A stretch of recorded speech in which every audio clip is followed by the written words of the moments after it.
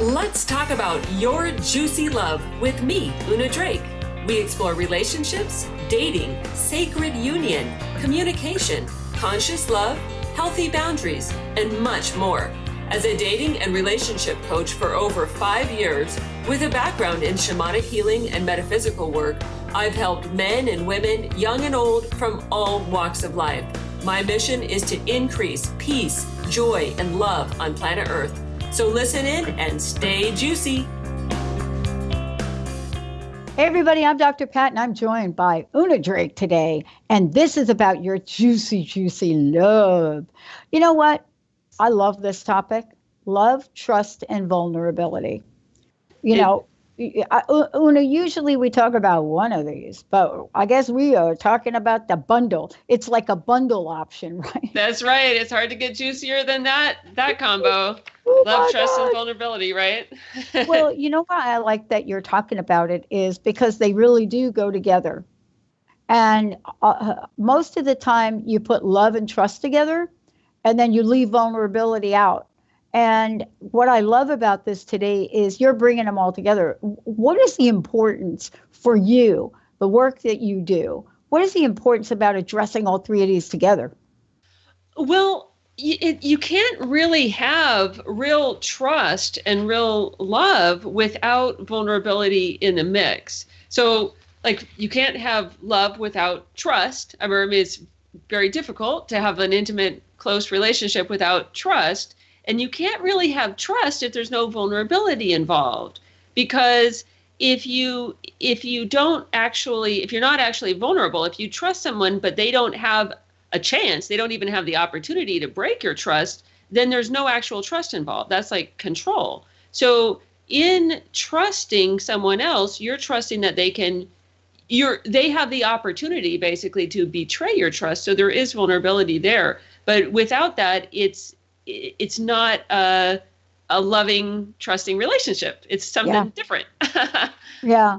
You know, it's funny we talk about that. I was talking with someone the other day, and, much of my life, I didn't cry very much, and my early years.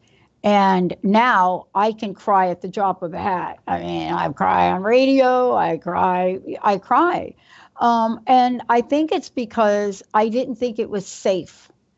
But part of this conversation, too, is looking at love. When we say love and feel love, I don't think for a lot of folks, feeling love is safe either, right? Yeah, for a lot of people, love feels really scary. I think a lot of people have almost like armor around their heart. And in taking that armor down or making it penetrable in some sense, it feels scary because it does involve some vulnerability. If you're going to open your heart to someone else, then you're essentially handing them an opportunity to hurt you. Now, ideally, you're going to use some wisdom in who you open yourself up to, but yes, just to be available for love and for any kind of close relationship, you have to open yourself up, kind of let down some of your guards. Otherwise, it's just never going to happen. You can't get close enough to someone else for it to work. Yeah. So, yeah, absolutely. And it can feel really, really scary because it's for some people, you probably have been hurt in the past. You probably have opened your heart to someone else and it has felt like it's been stomped on, or you've been heartbroken, or you've been hurt, and whether that's in a romantic relationship. I don't know any adult, past the age of like 20 or even 18 who hasn't gone through some sort of heartbreak in their life. And that's hard. And yet, if we're not willing to put ourselves out there again and willing to make ourselves vulnerable, then there's no chance at finding love again, because that's just part of the deal. What is that song? Love Hurts. Oh my God, what a crazy song that is. Like the whole song is Love Hurts, like that thing. And I'm thinking to myself, okay, all right, love does hurt sometimes. And the question always comes, would we go through it anyway? Yeah. And so there is a scary nature to love. in that when we're looking at love with somebody that is like a new love, there's a lot of unknowns, right? Yeah, absolutely. Yeah, if you're opening your heart up to someone new, then yeah, it can feel scary, especially if you feel like, you've maybe made some poor choices in the past or something like that. You might not trust yourself very much. You might not trust yourself to pick someone who's not going to totally hurt you. Mm-hmm. And I say that we can only trust other people to the degree that we trust ourselves. I think there's a lot of truth in that. We have to trust ourselves to honor our own knowing, like whether we can trust somebody. And if they hurt us or if they feel like they're not a safe person, then we need to trust ourselves to set the appropriate boundaries and maybe back off, or maybe, not people please. Maybe they're asking for our trust, Mm-hmm. but it doesn't actually feel safe, so Mm-hmm. we need to trust ourselves to be able to navigate that line, that dynamic. Does that make sense? Yeah, and then I think something that you also talk about is the fact that love opens up the door for vulnerability. And that's really where the scary nature may come from for people, right? Yes. Yes. I mean, love and vulnerability go hand in hand. And one of the things I also talk about is boundaries. I mean, I think that boundaries always come into play when we're talking about relationships with other people. And, boundaries, a lot of people think about personal boundaries and they think about like, oh, well, she has really strong boundaries. Like, she's not going to put up with any crap, or, he's not, will never soften or something like that. They Mm-hmm. think of, you can think of like someone with like really, really strong boundaries, but in reality, when we have healthy boundaries, our boundaries can shift and change, and they can be different as appropriate in different situations. And so, we have to trust ourselves to know what the correct boundaries are in different situations, because as you get to know someone, you are going to let your boundaries ease up a little bit because you know them, and the trust builds. But you're not going to necessarily just throw down all of your boundaries, in an instant, within the first day of meeting someone. I mean, that would be that's right. inappropriate, Yeah. Yeah. But, one of the things I think you're saying is that, as vulnerability can trigger fear and shame and so many things, right? It's difficult, if not impossible, to make a real connection without being vulnerable. It's really hard. And, I've seen it work in couples where both of them are not going to make themselves vulnerable, and they set a norm in their relationship like, yeah, okay, there's just some places we're not going to go. But, I don't know how many people want to have sort of a faux relationship connection. Yeah, I think emotionally, that kind of relationship where you always have your guard up, it just doesn't feel good. I mean, it's just not going to be a nurturing relationship for you to be in for the long term. I mean, I think, certainly you might have your guard up all the time, especially in a business environment or at work, or, even at school or in some sort of professional environment. And, you can go there, have your guard up, maintain your professional boundaries, et cetera, and then go home where you can ideally, let your guard down, let your hair down, and be with, your family members, your close partner, your kids, or, people who really care about you, that you can ease up a little bit and just relax and be yourself. If you have to keep your guard up 24/7, that's just not going to work. I mean, yes, some people do it, but I think it leads to chronic stress, which leads to chronic other issues, chronic can lead to health problems, frankly. I mean, to me, that's kind of like, I mean, I can't diagnose someone else's relationship, but I think that that's like a recipe for a very unhealthy situation that can lead to serious long-term consequences over time. So yeah. I'd say if that's the situation where you don't feel like you can relax and really let your guard down with a partner, that's something to look at. Is that really working for you or not? I mean, it would be a question that I would ask somebody in that situation, Right. Because the end game here is to have a juicy love. And that's what right. we're talking about. We're not like talking about, love akin like an orange that's been sitting on the shelf for 2 years that absolutely has no juice in it.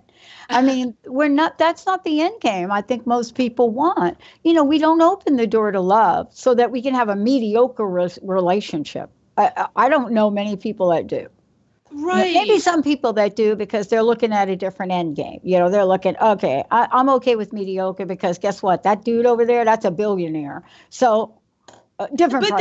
But then they say, like, if you marry for money, you pay for it. So, let's take a short break on that note because, like, I know those of you that are out there listening to this, you're thinking, yeah, billionaire. Wait a minute.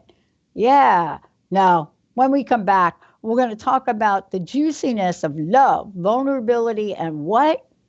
The T word, trust. Una Drake is in the house, everybody. We'll be right back.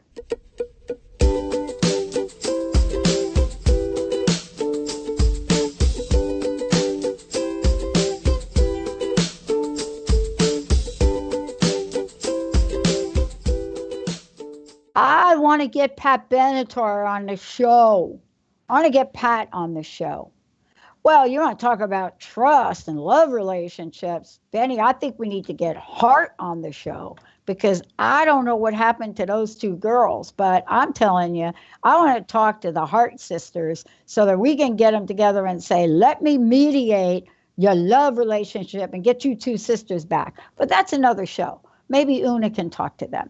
Today, Una Drake, we are so talking about today what I love to talk about, your juicy love. But love, trust, vulnerability, yeah. LTV, everybody. LTV. And if you think that you are going to be like in any relationship without LTV, no way, baby. No way is that going to happen. No way. Listen. Arnold Schwarzenegger, a friend of mine was telling me, Una, Arnold Schwarzenegger was interviewed, and then they set up this big interview with Arnold, right? And he's like, Arnold, yeah, you still haven't gotten divorced yet. Yeah, what do you make of it? Arnold answered the question, and basically this is what he said, and the interview was over. The guy didn't know what to do. Arnold says, yes, I screwed up. Yes, that's what happened. I screwed up. That's the end. I screwed up. You can't go anywhere without that.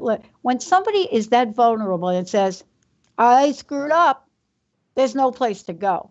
But if we're not able and please don't email me. I'm not condoning Arnold Schwarzenegger's behavior at all. But if we're not vulnerable enough to be accountable in relationships and seek out ways to creatively do it, boy, I'll tell you, it's a short-lived, lonely life. How is it that you're helping people take love and creativity and bring it to the next level?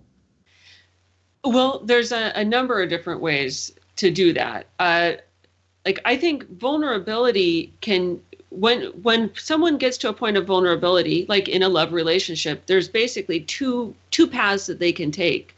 One leads to shame. But one, you can take that vulnerability and take it in a creative path. And that's what I try to lead people in doing. Because I think a lot of people get to the point of vulnerability and then they kind of crash down into shame. Like, I'm not good enough, or, I'm not lovable, or, it triggers a shame reaction in them. But if you think about like the analogy of a seed, I think about a seed, like a seed is dormant, and seeds usually have like a shell around them. But when a seed gets wet, like say, rain falls on the soil and the seed, it starts to penetrate the shell of the seed. That could be like ourselves, feeling emotion, our guard gets, penetrated by the emotion that we're feeling. And then the seed starts to break open. And that's like our hearts breaking open. So it's vulnerable. At that point, the seed can do one of two things. It can go into a shame reaction, which I would say like that then the seed just rots in the soil and it dies. Or the seed can have a creative spark and it can actually sprout and it can start to grow. And so I think that, when we're in a situation where we're kind of broken open by emotion and we're feeling vulnerable, we can do one of two things. We can go into shame and contract, become smaller, or we can take that vulnerability, that emotion that we're feeling, and create. And I think, not everyone in our culture is fluent in emotions and is fluent in translating emotions into creative expression.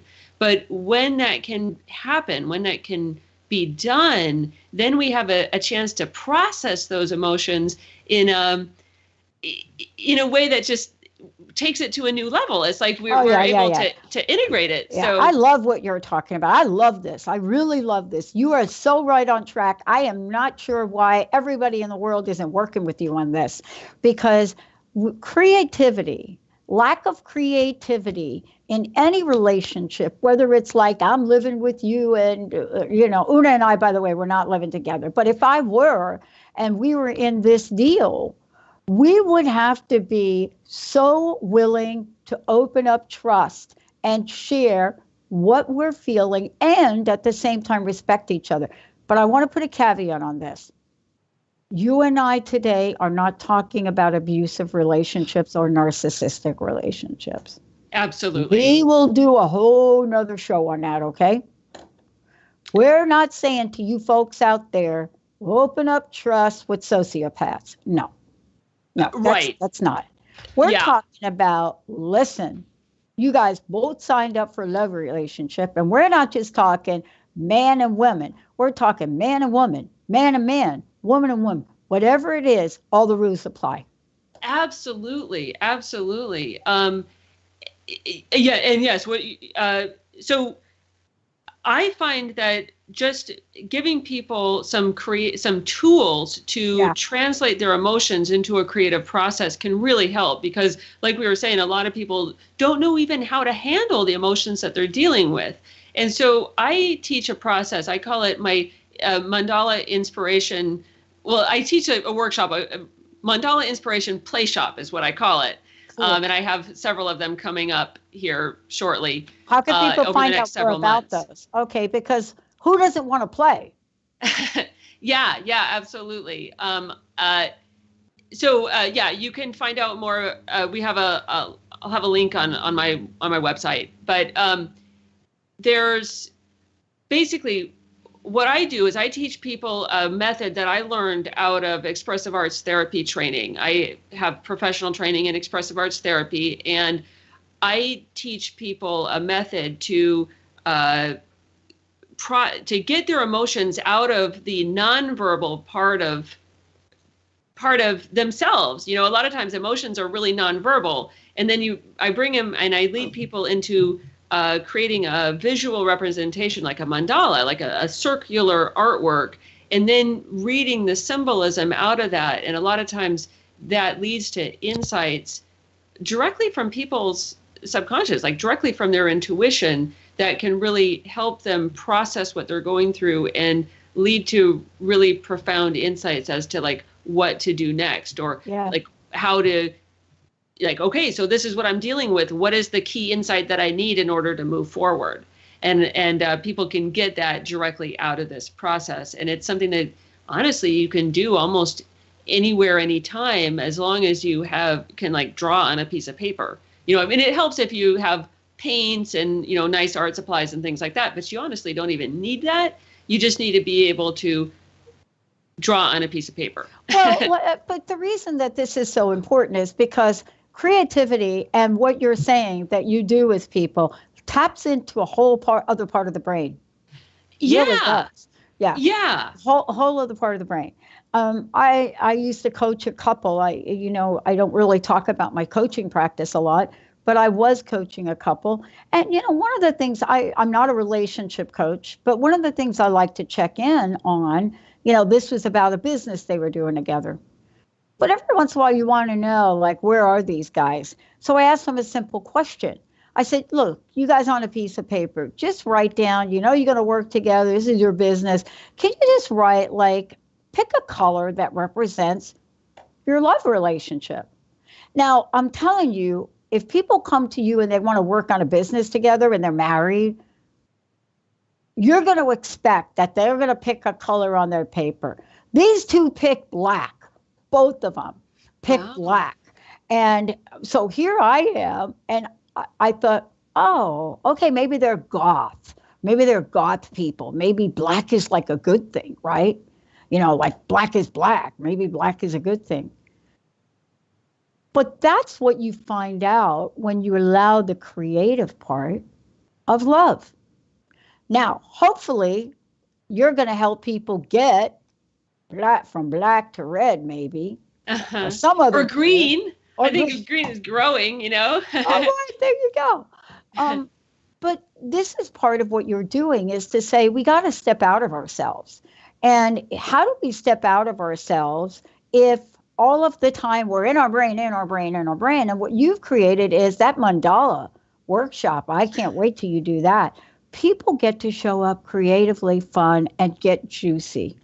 Yeah, exactly. Because it's really about being juicy, and juicy means that you're feeling your emotions, and not all of the emotions that we're going to feel, in a lifetime, in a day even, are going to be, positive. I say that like in air quotes, we're going to have some tougher emotions too. And we don't want to just be pushing those away. We want to welcome them and say, hey, I feel you too. I see you too. And let's process it in a way that's going to be positive, or that you can turn it into gold, so to speak. It's like an alchemical process, where you take like a base emotion and turn it into, through a creative process, you turn it into something that you can grow from, or that you can learn from, or that, can enrich your life in some way. Oh, yeah, because we're going to talk about this when we come back. We're going to talk about trust, and one of the things that we get to explore in this journey that we decide to take with another person is how to operate together, even on silly things. This is a silly thing, but this is about trust, right? So I got these, these are my little foot things for when I play table tennis, right? I like to put the foot gels in, right? So I was talking to somebody close to me about my little new foot gel things here. And it's not a commercial for Dr. Scholl's, but I like extra, right? So I'm like really excited about my little foot gel things. All of a sudden it's like, really? You just spent money on your foot gel thing? And I said, yeah, what's the matter with that? They said, aren't you the one that just paid like $100 for your ping pong shoes? Why would you need to spend? And so I found myself in a conversation saying, yeah, but I got these at 75% off. Now, what has this got to do with anything? When we come back, we're going to talk about trust and control. Trust and control. So, will I ever look at this person again and get all super excited about my Dr. Scholl's foot gels? Or will I think to myself, probably not going to do that? Stay tuned. Trust, control, all of the above. And it does have everything to do with love. Una Drake's in the house. We'll be right back.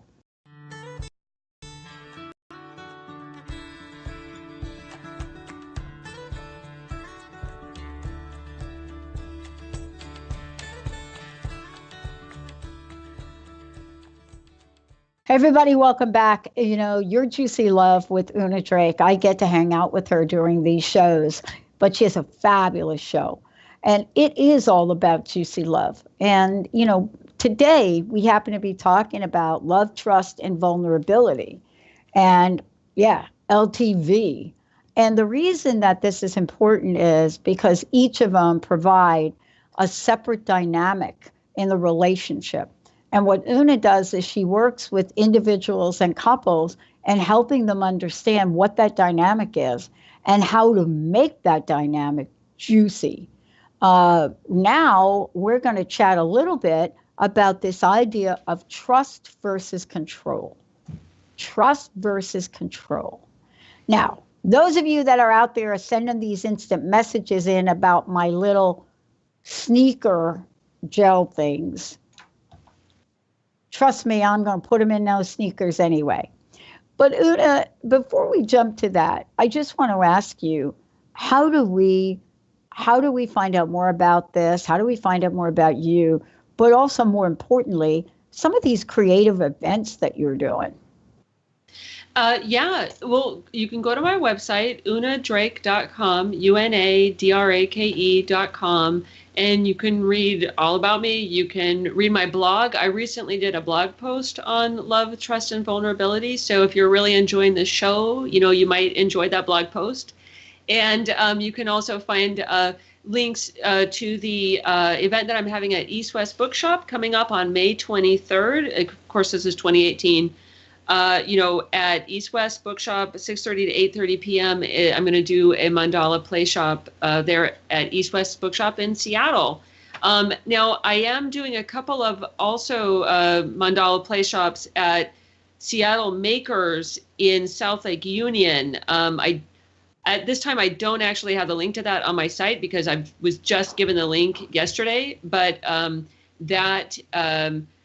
get it onto my site, and that's coming up. There's one next week on April 4th, and then there's going to be one in early May as well at that space. So there's lots of options for you to participate in the mandala inspiration play shops, and it's a great way to start to explore your own emotion and to explore and learn a proven method. I mean, it just works every time to take the emotions that you're feeling, the vulnerability that you're feeling, and translate that into a creative expression. Awesome. Okay. Trust versus control. This is really very complex, to really try to describe. And I gave a silly example. But in one example, I'm happy and trusting that my little table tennis gels, right? The other example is a response that might look like control. Like, you know what? Did you really need to spend that blah, blah, blah on that? And this happens in relationships all the time. But what is the difference for you between trust and control? And how can people pinpoint when that's going on? Yeah, I think it's can be a process for people to get used to that dynamic. I'm definitely someone who used to be controlling, and I didn't even realize that I was controlling. So this is something that I've definitely played around with a lot in just my own awareness. But basically, trust is like you're opening. I think of it as like opening and expansive. So you're letting go and you're trusting the other person to handle it. You're trusting, your friend could trust you that you're spending your money wisely in a way that's going to benefit you, and you're dealing with it, that you're making the right decisions for you. But control is like tightening. It's like, oh, I need to control, even on a subtle level, like what this other person is doing and the decisions that they're making. And I know better than them what will work for them.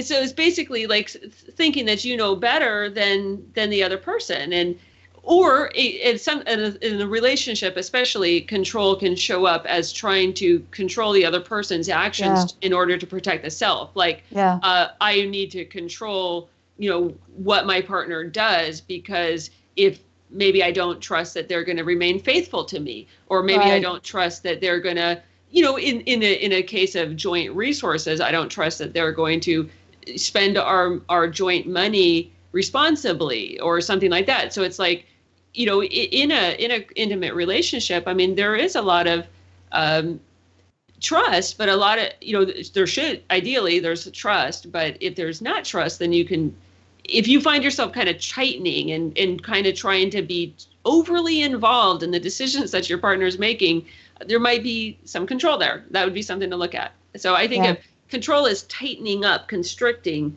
whereas trust is is relaxing. Yeah. And so is vulnerability. Yeah, absolutely. Yeah. And again, I think, Una, you and I are not talking about trusting and opening up and being vulnerable to people that are abusive or people that don't respect us. We're really not saying that. We're talking about two people that want to come together, that want to have a juicy love.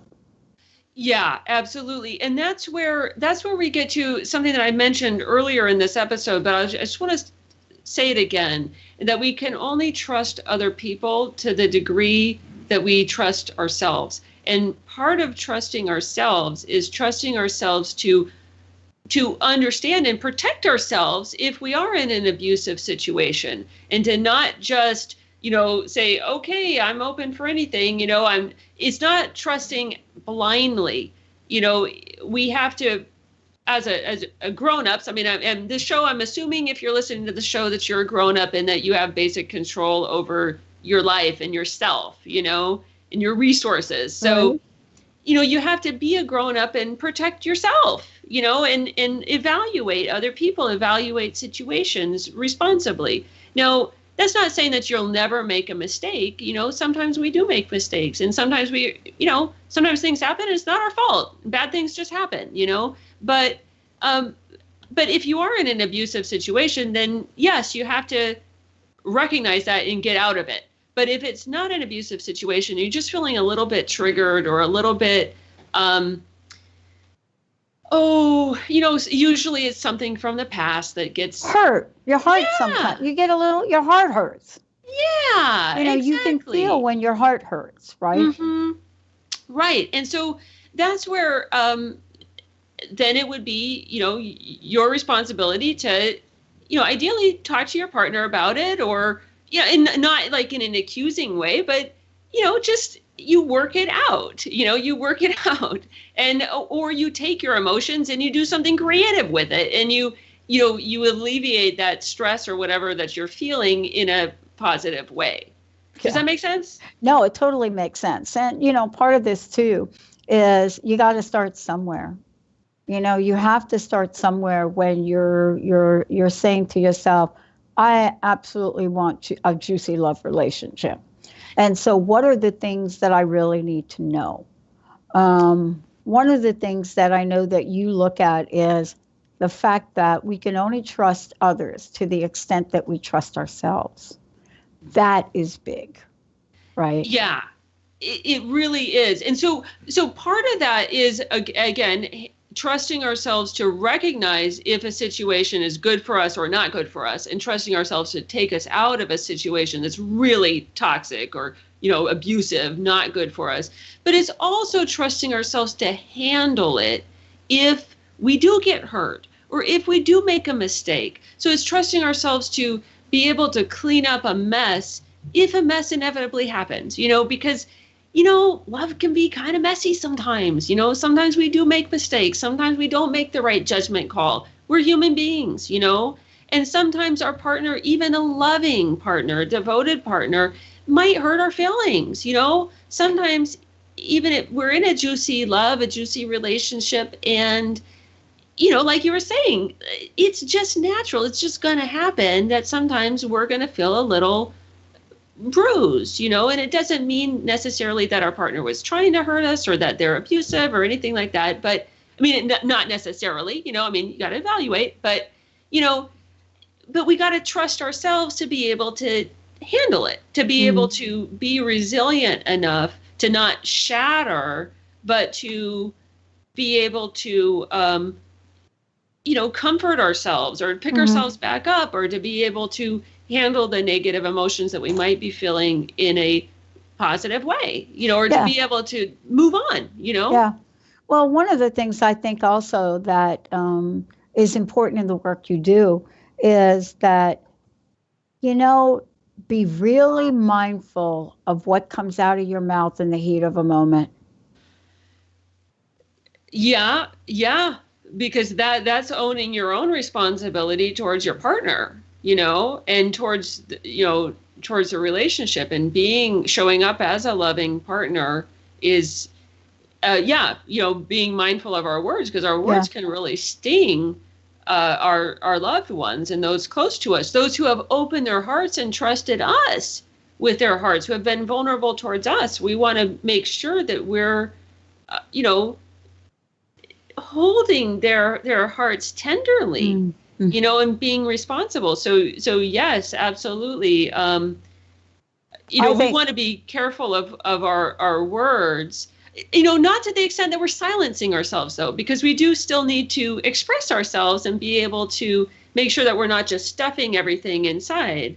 So Right. it's a dance. It's a balance. This It's whole a thing dance. it's It is. a dance. It is. And when we come back, we're going to talk about a dance that happens to a lot of us. How do we love again after Heartbreak Hotel shows up? Yep, that's what we're going to talk about. What does it really mean? And is that the pinnacle of vulnerability? Stay tuned, everyone. We'll be right back.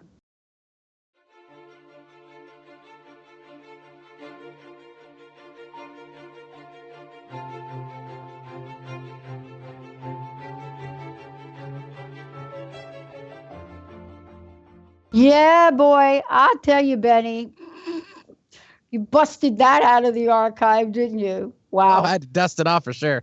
Man. I mean, who hasn't heard that song from one time to the other? But love doesn't have to be a battlefield. And Una, I think today what you're talking about is love does not have to be a battlefield. It can be juicy. But this one right here is, can it be juicy, Una, even for people that have been in relationships where their hearts have been broken, where maybe they've been betrayed, maybe they've been subjected to abuse or cheating or any of the above. Is there a juicy love for them? Yes, there is. If they have the courage to put themselves out there, if they have the courage to risk opening their heart again.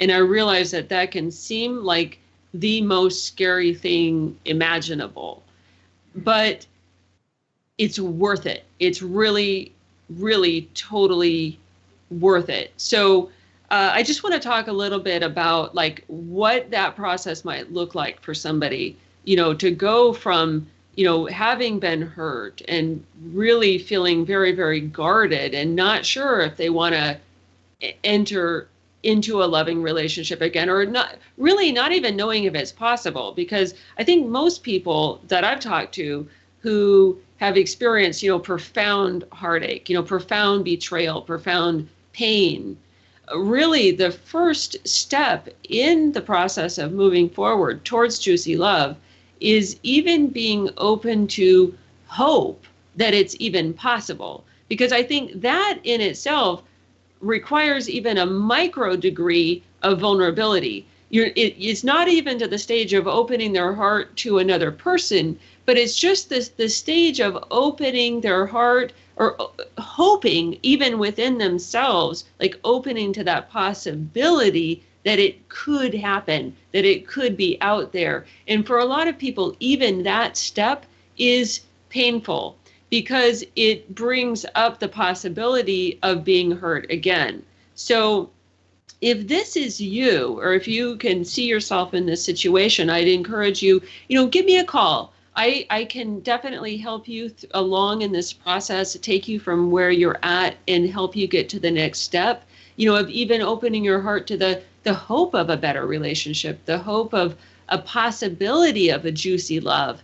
And I'd say, honestly, going to one of my mandala play shops would be a great first step, because that can help you process the pain that you might be going through and process it into a positive thing and give you the inspiration to move forward. I know that for myself, like I've been doing this mandala work for almost 20 years now. But one of the most profound times in my life, I mean, it's helped me out of a lot of situations, but one of the things where I really used it and really made a profound difference for me was after I went through a really bad breakup. This was in 2011. And I had been through a couple of relationships that I really thought at the time were like the one. So I'd been through, honestly, 2 profound breakups within less than a year. And after the last one, I was basically on the floor. I was ready to just close my heart up and say, well, I'm just not gonna think about dating or love again for years. I'm just gonna put it on a shelf and walk away. But so I did this process, but I knew at some level that wasn't the right move for me. Like that, I knew that that's not what I really wanted. I wanted to open up. I wanted to have love in my life. So I did the mandala process for myself, and I got inspiration, and it reconnected to me to what I really wanted in a relationship, as opposed to what I'd been getting in past relationships. And it basically, one of the images that I got was of a puppy, a golden retriever puppy that had a rose on its back. So I'm not saying that's the most sophisticated imagery, but it was the imagery that talked to me and talked to my heart, and that's what comes through in these mandala processes, is that it's the imagery that makes sense to you. It's the imagery that talks to your heart. So you can see that I'm even having some vulnerability of just sharing about that image, but basically that gave me the hope to keep moving forward, because it allowed me to connect to what I really wanted in a relationship, which was... I agree with you. And what I love about that is that, I'm totally right there with you with the golden retriever, although mine might be a collie, but I'm right there with you, because what it talks about is an unconditional love and an opening, a possibility of that. Absolutely. Yeah. That's cool. Mm-hmm.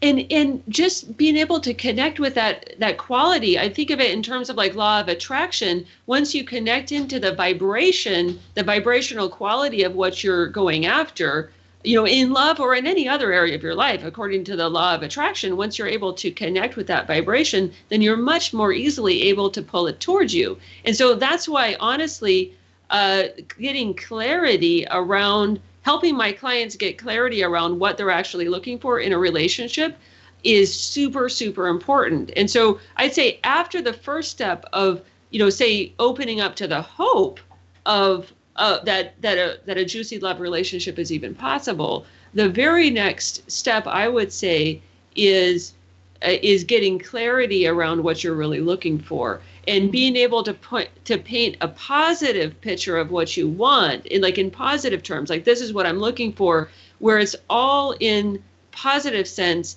And you might start with what you don't want, but eventually I always want to get my clients to being able to state what they want in terms of positives, not in terms of negatives, because once you're able to state and have a really, really clear picture of what you're looking for, and it's all in positives, then you're able to really hone in on that, and there's no barriers then in your energetic field. Do you see what I'm saying? I do. And sometimes for some people that have been traumatized by past relationships, maybe their starting point is, I just don't want to be in another abusive relationship.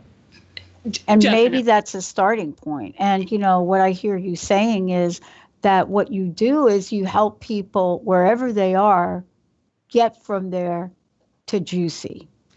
Indeed. Yes, absolutely. And for anyone who, if you want to work with me, give me a call, give me a call. My number's on my website, and you can, I'd really love to work with you. I do even offer, free introductory sessions. I'll talk with you, see where you're at, offer you some suggestions on how to move forward. If it's a good fit for us to work together, I'd love to work with you. Awesome. So my website is unadrake.com. You can email me through the site. You can, my phone number is on the site. Give me a call. I would love to work with you. If you are listening to the show and you think that there could be some possibility, maybe it's opened up the hope of a juicy love for you, let's talk. I love it. Una, thank you for today. Thank you for all that you do. One last question for you. What's your personal message? What do you want to leave us with? That love is alive, and you want to tune into love and be alive and let life grow in you. Don't shut down. Don't contract. Don't become that seed that just goes into, shame and contraction and just dies in the soil. Instead, be creative, love, put yourself out there. And that it involves so much courage. It's profound courage. And yet it's the bravest, best thing that you can do in your life. And so that you can love and you can grow. And then you're not only doing that in your own life, but you're doing that with everybody else around you. I mean, you can't help but spread that to other people if that's what you're genuinely doing in your own life, I know. I love it. Una Drake, everybody. I'm Dr. Pat. Thank you so much for tuning us in, turning us on. Another hour coming up on Transformation Talk Radio. We'll see you then.